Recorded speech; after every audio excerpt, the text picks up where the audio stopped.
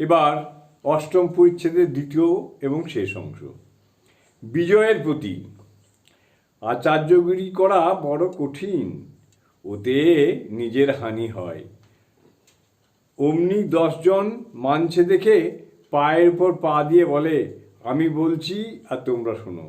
এই ভাবটা বড় খারাপ।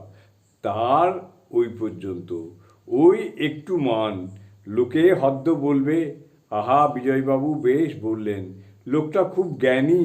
আমি বলছি, এ জ্ঞান করো না। আমি মাকে বলি, মা তুমি যন্ত্রী, আমি যন্ত্র। যেমন করাও তেমনি করি, যেমন বলাও তেমনি বলি। বিজয় বিনীতভাবে, আপনি বলুন, তবে আমি গিয়ে বসবো। শ্রীরামকৃষ্ণ হাসিতে হাসিতে, আমি কি বলবো? চাঁদা মামা সকলেরই মামা, তুমি তাকে বলো। যদি আন্তরিক হয় কোনো ভয় নাই।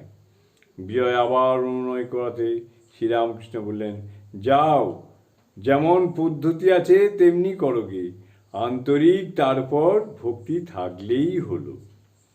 বিজয় বেদিতে আসীন হইয়া ব্রাহ্ম সমাজের পদ্ধতি অনুসারে উপাসনা করিতেছেন।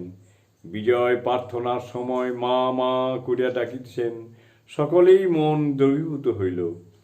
উপাসনান্তে ভক্তদের সেবার জন্য ভোজনের আয়োজন হইতেছে। শতরঞ্চি গালিচা সমস্ত উঠাইয়া পাতা হইতে লাগিল। ভক্তেরা সকলেই বসিলেন। ঠাকুর শ্রীরামকৃষ্ণের আসন হইল। তিনি বসিয়া শ্রীযুক্ত বেণীপাল প্রদত্ত উপাদেয় লুচি কচুরি পাঁপড় নানাবিধ মিষ্টান্ন দধি ক্ষীর ইত্যাদি সমস্ত ভগবানকে নিবেদন করিয়া আনন্দে প্রসাদ লইলেন। জয় ঠাকুর।